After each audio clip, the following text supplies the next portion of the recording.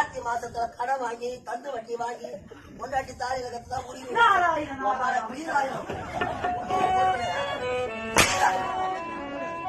நல்லா வளர்த்துக்கிறாமா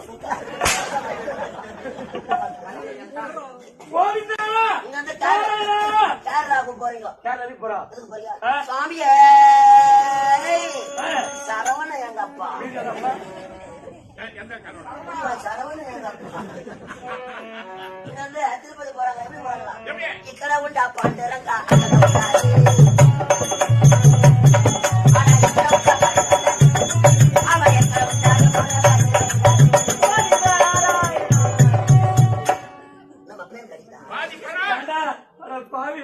சாமியை பார்க்க போறீங்க.